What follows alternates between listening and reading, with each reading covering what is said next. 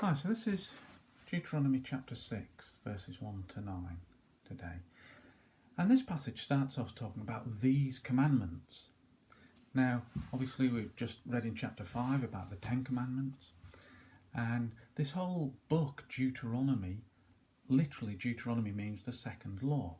So it's a restating of some of the laws that were given in Exodus, Leviticus, and the law of Moses.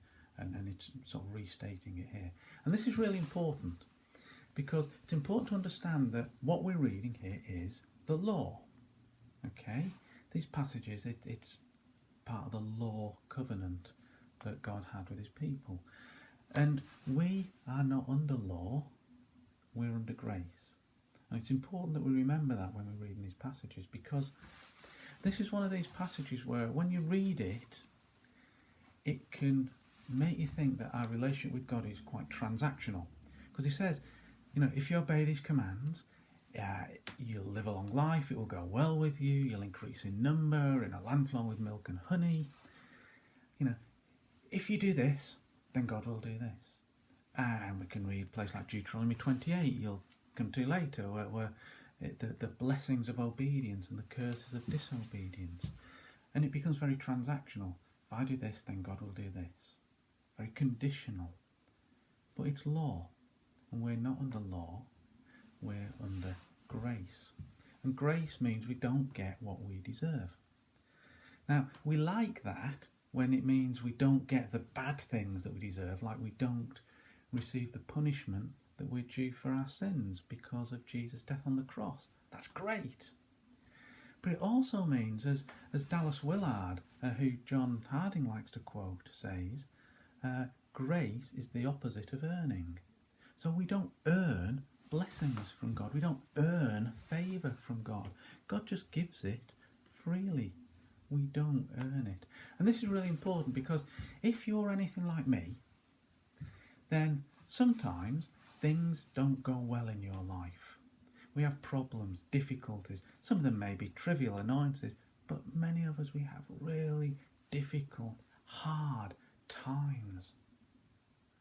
And the thing is, if you have a transactional relationship with God, even if it's just a sort of an undercurrent of thought, even if it's not always obvious to you, but if you ever find yourself going through a difficult time and arriving at one of these two conclusions, it may be that you've got a transactional relationship with God. And that is, if you conclude, well, this must be happening because I'm not good.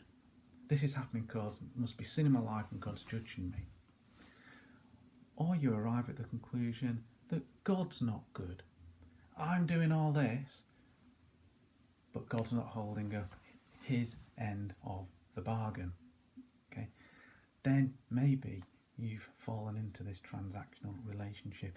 And, I've heard many people fall away from God, saying things like, God, after all I've done for you, how can you let this happen to me? And it's so sad, because they're living under law, not under grace. And in this passage, it goes on, doesn't it? It talks about the verses it used next are part of the Shema, which is this Jewish prayer that is recited daily. Starts off, the Lord our God, the Lord is one. But then the next verse is interesting because we've talked about these commandments and the law and everything else, but the next verse is what Jesus quotes when he's asked what is the greatest commandment.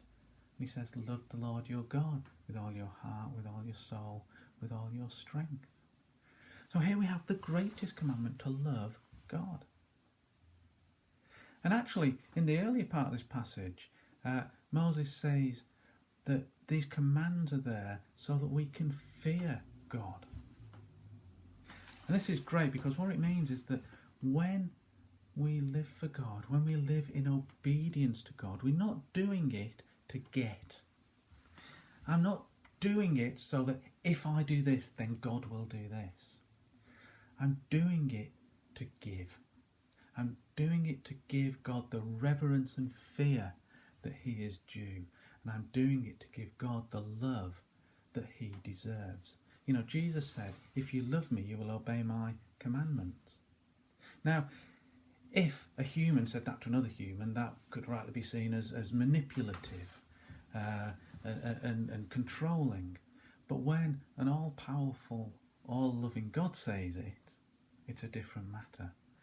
And so these commandments that we're to do, to live by, to follow, they're not there as part of a transaction.